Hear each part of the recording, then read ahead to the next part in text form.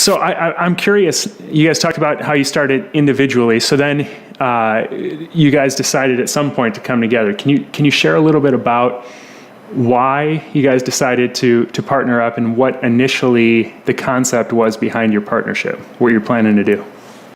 So I think it would have been 2014, 15, something like that. We were running in the same circles, and we met at one of the meetings and kind of just hit it off personally, got along well. So we set up a monthly just kind of lunch meeting to just stay in touch.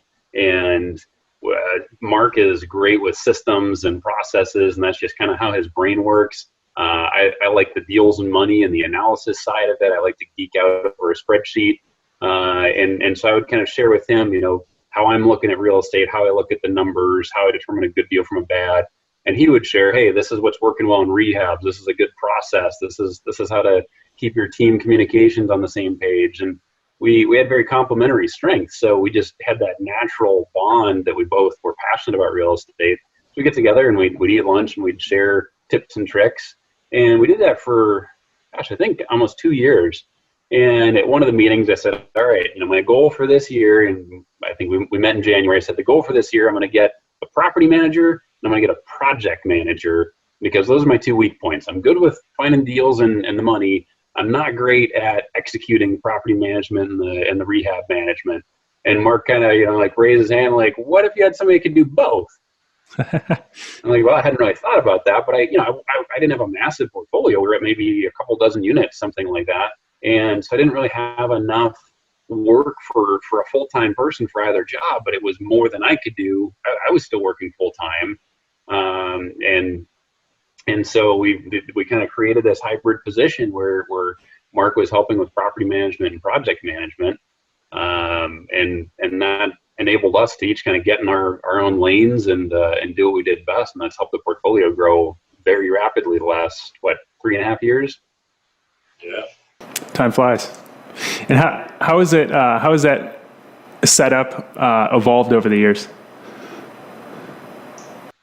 It's actually still pretty similar. So we talk a lot about the kind of divisions in house of there's the deals division and the financing division and rehab and property management, and essentially we still stay in our separate lanes. We kind of get together about once a week and brainstorm, hey, what's going well in your division, or what do you need help with, and here's what I need in mine, and how can we brainstorm on each other's problems, because it's always so much easier to solve someone else's problem, right?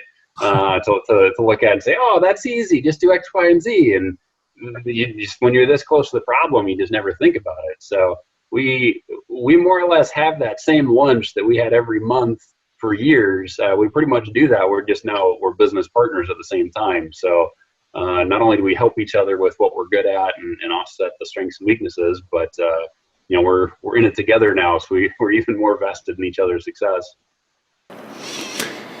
And maybe Mark can answer that. Well, either one of you. But what would you say would be the biggest benefit of having a partner as opposed to when you were doing this on your own?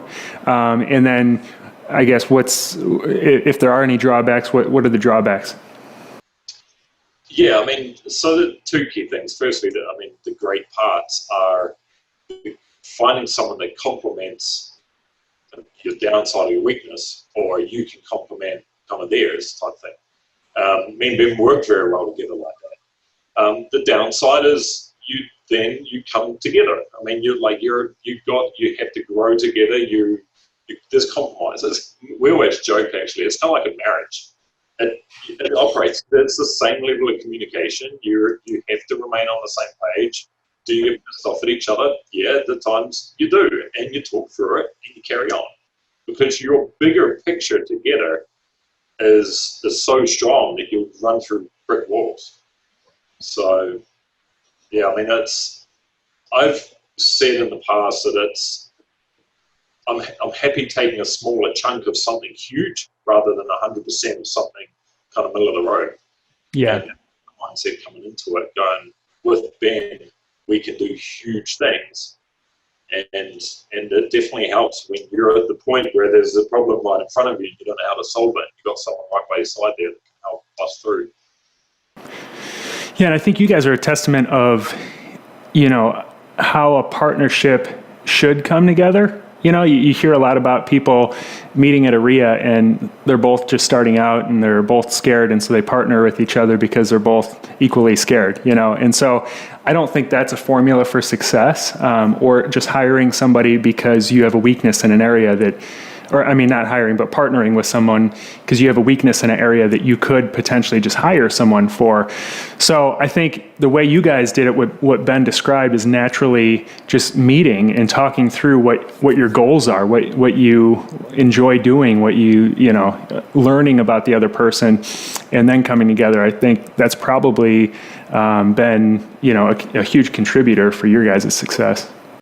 Yeah, I think about the only thing I was going to add to Mark's point was that real estate investing can be a pretty lonely game. So having companionship, if nothing else, and I think that's why we've mentioned the RIAs several times. For those of you that don't know, it's a Real Estate Investors Association. There's a lot of them around the country. So the reason that those exist is if you're doing it well, it's kind of boring, and when it doesn't go well, you're the one stuck holding the bag. It's not, most people don't do it as a team. And so the highs, you don't have anybody to celebrate with, maybe your significant other, and the lows, man, you feel like you are stuck in a trench all by yourself, and it can be very lonely and discouraging. So just having somebody in the mix with you to help talk it through and celebrate the highs and get yourselves out of the lows, I think there's a lot to be said for that.